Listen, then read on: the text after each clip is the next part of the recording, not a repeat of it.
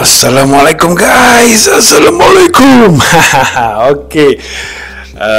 First kali Alhamdulillah lah kita punya prediction untuk JBP JPY semalam mengikut seperti apa yang kita jangkakan. Alhamdulillah. So kepada siapa yang follow tahniah, ingat saya ada bagi tahu bila sampai dekat zone, apa yang kita perlu buat adalah tunggu dia pull back, dia membuat perubahan harga, pullback, dan teruslah kita balon sahaja. Ini yang ramai tak perasan ataupun tak faham. Tapi tak apa, nanti itu kita boleh belajar lah. Okay, so hari ni saya nak buat sekejap je ke manakah arah JPJ pula GBP JPY. Okay, so hari ni kita berhadapan dengan keadaan di mana ada possibility dia boleh ke bawah dan dia boleh ke atas. So kita just lihat pada senario-senario yang mungkin terjadi. Okay, so first kali apa yang kita boleh nampak pergerakan. So sekarang saya just tandakan dulu. Saya buat je yang ini. Apa kata kita ubah dulu yang ni. Saya buat yang ni dulu. Okay, yang ini saya buang dulu lah. So jika dilihat daripada pergerakan ini, membuat apa, pergerakan dia yang besar, lebih kurang macam tu. Betul tak? Ini paling senang. Ini paling mudah. Dia buat A, dia buat B, sekarang dia buat C. Okay, so first scenario yang kita kena lihat adalah sama ada pergerakan ni dah complete ke belum. Okay, jika dilihat ini seperti yang terakhir ni, dia membuat A. Saya tandakan daripada kecil saya tanda daripada skala kecil. Ni A, ini membuat B, dan sekarang dia hendak membuat C. So disebabkan oleh itu saya masih bias kepada sell. Gitu. So yang ini pula saya akan tukar, di mana dia membuat pergerakan triangle begini, macam ni. Gitu. So yang ni membuat kenaikan. So yang ini adalah apa, kosong aku tanda ni. Okay, so dia membuat expanding triangle. So disebabkan terjadinya expanding triangle ni, so dia membuat kenaikan di mana ni sini, dan ini adalah di sini. So disebabkan oleh itu, apa yang kita boleh nampak lah, ini secara kasar saya tandakan dulu. Okay, so apa yang saya nampak, membuat A, B, yang sekarang ni A, dia membuat B, dan akan ada penurunan untuk membuat C. Sama je, dekat sini pun mungkin ada 1, 2, 3, 4, 5 membuat A, ini membuat A, B, C, B. So sekarang ni dia membuat A, dia buat B, dan akhirnya akan terjadi pergerakan melengkapkan wave C.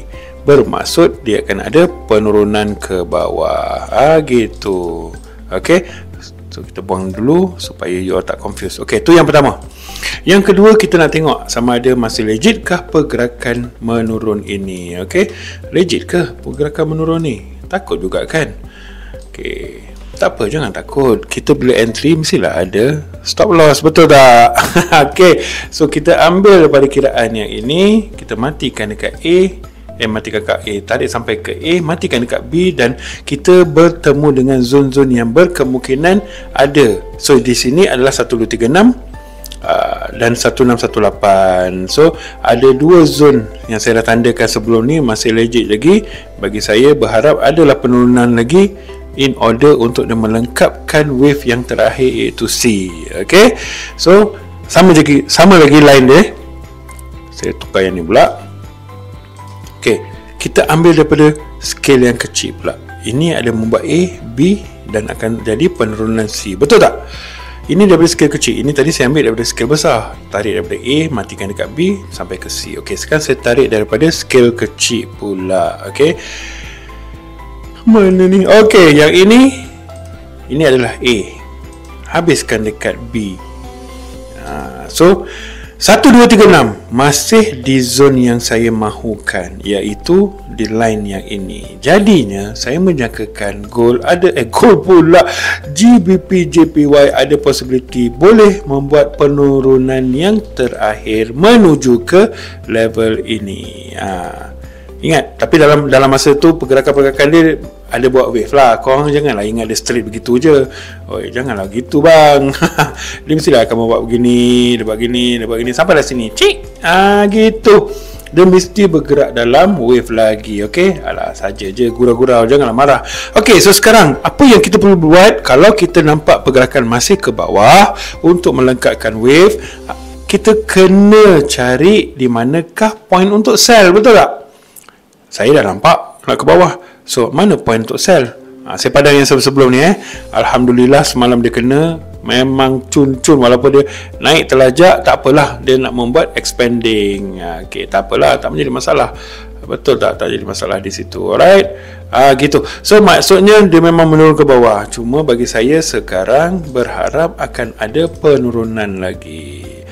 Sekarang sampai manakah level yang saya nak cari untuk saya sell? Okey. Pertama sekali apa saya boleh buat adalah saya akan menggunakan Fibo retracement. Saya nak mencari level-level yang ada. Okey, biasanya saya akan mencari 618, 786, 50 ni dah touch. So kita kena lihat apakah yang ada di 3 kawasan ini. Senang cerita, tanda je 618, tanda saja. Nanti kita padamlah balik. Gitu.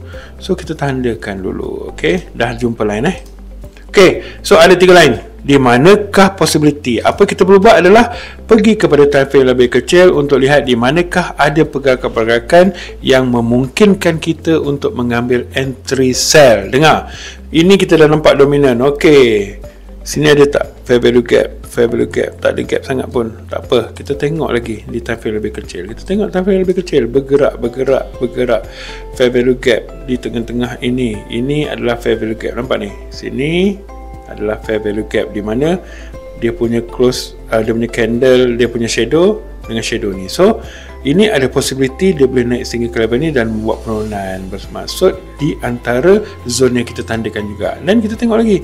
Okey, dan kita nampak ada 2 area yang perlu kita pantau pada hari ini, di mana ada possibility yang ini boleh jadi tak? Saya tak tahu sebab ini nampak macam tak fresh. Ini boleh jadi tak? Ini pun tak fresh. Kita turun lagi. Kita cari lagi di manakah. Okey, kita dah jumpa base yang pertama dan kita dah jumpa base yang kedua. Dan di atas tu ada satu toyol kecil. Nampak ni? Ada toyol kecil. Nampak ni? Ada base. So ini adalah antara zone yang betul-betul ngam dengan kita punya line. Nampak Yang kita dah tandakan Fibo retracement tadi. Kan kita tandakan 3 line, 50, 0.618, 0.786. So di antara 2 ni, 50 ni pun boleh jadi juga. Sampai sini dia turun balik. Dan tak boleh buat apalah, betul tak? Tapi jika dilihat daripada pergerakan, kalau you belajar PO3 yang saya dah ajar, bukankah akan ada manipulation bakal terjadi dan barulah dia akan membuat distribution. Sama sini baru distribution, ataupun dia naik sampai sini dan barulah ada distribution. Siapa yang tak follow live saya hari tu, saya ada ajar PO3, saya takkan ajar lagi dah. Itu memang saya nak buat sekali tu sahaja, pemahaman supaya you all faham apakah yang dimaksud dengan power of 3, gitu. Okay, so ini yang bakal terjadi, sama ada dia boleh pergi ke zona yang ini dan turun bawah, ataupun zona ini ataupun turun bawah, ataupun sekarang ni dia main turun bawah. Bagi saya, kalau pergerakan begini, saya menjangkakan akan ada tiba-tiba membuat power of 3 ataupun ke atas ni, dan barulah ada penurunan. Jangan lupa dekat atas ni pun ada satu toyol kecil di sini. Okay, kita kena tandakan semua ni, sebab jika ada ataupun jika price membuat ataupun pergi kepada zone tu, apa yang kita boleh buat adalah kita perlu menunggu perubahan harga. Tak kisahlah dia nak pergi mana pun, apa yang kita jangkakan ada 3 zone. Bagi saya, dengar bagi saya yang dah selalu tengok power of 3 ni, dia akan membuat tiba-tiba dia akan ke atas sini, dan bila dia membuat perubahan harga, pullback, barulah saya akan masuk sell. Begitu. Sama juga kalau dia bergerak sampai ke atas ni, bila ada perubahan harga, saya akan masuk sell. Sama, bila dia pullback nanti, baru saya masuk sell. So pergerakan dia tetap sama. Tak kisahlah sama ada dia pergi kat kotak yang warna ni ke, nak saya tanda ke, tak payahlah. sama ada dia pergi yang sini, dia membuat perubahan harga, pullback, baru saya masuk sell. Ataupun bila dia naik sampai atas ni, membuat perubahan harga, pullback, saya baru masuk sell. Ataupun sampai atas ni pun tak ada masalah. Selagi dia sampai kepada zone-zone yang saya tandakan, bila ada perubahan harga, ada pullback, saya akan masuk sell. Benda yang sama terjadi seperti di atas ini. Itu yang saya katakan, bila dia masuk ke sini, perubahan harga, pullback, kenapa tak masuk sell? Gitu. Itu yang kita bagi tahu. Bila terjadinya begitu, masuk. Jangan buang masa.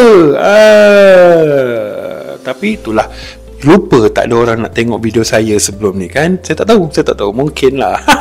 Tak apa. Sebab tu saya katakan, kalau you belum subscribe lah kepada channel saya ni sekarang. Gitu. Supaya you all tak terlepas video analisa yang saya upload di dalam YouTube. Kadang-kadang saya tak bagi tahu pun dalam Facebook saya. Kadang-kadang saya tak bagi tahu pun. Saya nak korang carilah sendiri video ni. Saya dah bagi tahu, insya-Allah kalau diberi kesempatan saya akan buat setiap pagi. So apa yang korang perlu buat, subscribe lah. Nampak pagi pun keluar warna merah satu. Betul tak? Jangan tipu, saya pun ada subscribe orang lain juga. Akan keluar warna merah, nampak satu, kedua, ketiga, ketekan. Oh, abang santai ada ni lah. Dan you klik je lah tengok video tu. Tak kisahlah masa korang tengah membuang air besar ke, korang tengah breakfast ke, terpulang. Sebab apa saya katakan, masa untuk semua orang sama je 24 jam. Yang membezakan adalah bagaimana you arrange masa you sendiri. Okay, itu sajalah yang saya nak bagi tahu. Saya dah bagi tahu dah macam mana kita nak cari peluang untuk sell. Bila kita dah nampak arah, bila dia membuat perubahan harga, pullback, masuklah sell. Berapa ratus pip, 130 pip ke 160 pip ke, tak kisah. Tapi kita dah nampak macam ni. Kita pun dah bagi tahu semalam, walaupun bukan pergerakan yang ni lah, dia ada membuat kenaikan sikit, barulah ada penurunan. Tapi jika dilihat daripada time frame yang lebih kecil, bila dilihat pada time frame yang lebih kecil, korang tengoklah sendiri. Saya dah kata, bila ada perubahan harga, pullback, kenapa tak nak masuk? Gitu. Jika kita tarik pun, mungkin dia akan sampai ke level 50. Masuk je 618 50. Ikan biasanya zone-zone yang saya katakan sama ada 50 ataupun 618. Saya akan tandakan. Bila terjadinya perubahan harga lagi, dan barulah kita tahu, memang dia nak membuat penurunan. Okay? So, jangan buang masa lagi.